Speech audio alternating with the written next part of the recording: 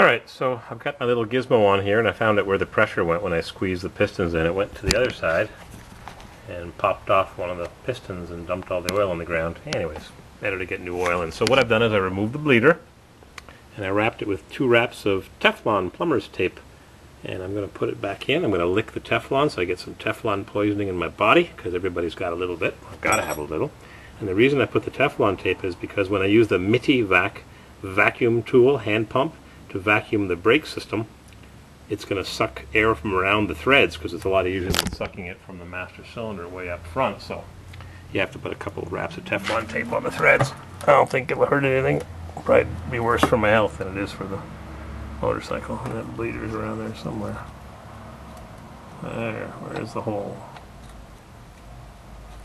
Yeah, I know. That's what you said to the sailor.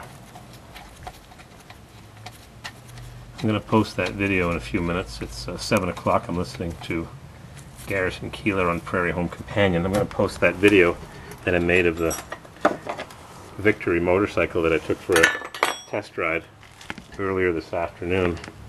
And I'm going to ask a question, and I'm going to leave it open-ended. I'm going to be suggestive. I'm not going to give you too many hints, but you already know that it's an interesting question. If one takes a demo ride, where is the wrench? If one takes a demo ride on a motorcycle or a car, how far or how long or how many miles do you go for? Let's say it's an open house from 10 o'clock till 3. So you get there at 11. When do you come back? 11:15, 11:30? There it is, the wrench.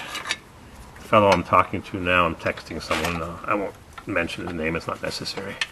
He said that where he lives, which is in the state of Texas, you're allowed up to 4 hours, and some dealers allow you to take a vehicle overnight. So he said 60 miles. And as a matter of fact,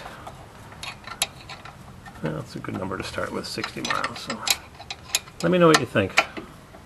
I'm going to post the video anyways, because it wasn't until I got back to the dealership that the situation arose. So I'm curious what people think about how long you should take a test ride. You know, when you go to the Americade or many other bike shows, Harley has what's called demo rides. You can ride any bike as long as you have a helmet, long pants, and shoes on.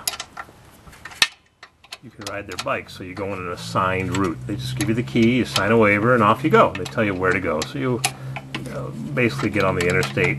You go out of town a mile, get on the interstate, drive to the next exit, and come back. So what does it take? 15, 20, 30 minutes? But they've got a lot of bikes. 50 bikes, 75 bikes. They've got 6 or 7 Sportsters and a bunch of touring and a few V-Rods. The V-Rods they make you take with somebody in front and somebody in back, because those bikes are really fast. I rode one several years ago with Eric when they first came out. Probably was it 2002, 2001, 2002, 2003. Those bikes came out, the V-Rod, and they are friggin' fast. 115 in 3rd gear. So anyways, the V-Rods, they make you go with a rider in front, rider in back from Harley. But this bike, he just says, well, go up this road, go down that road, or take this road, that road. I said, all right, later, dude. And I went for a big ride and had a great time. Criticized the bike, but that's just my nature.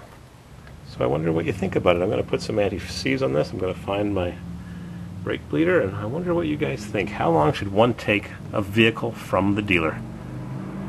I just signed the most vague of waivers. It was a faded piece of paper with my name on it and some scribble of my phone number and my email address, which they insisted to have. No email address, no key. So how far does one go on a demo ride? Good question, huh?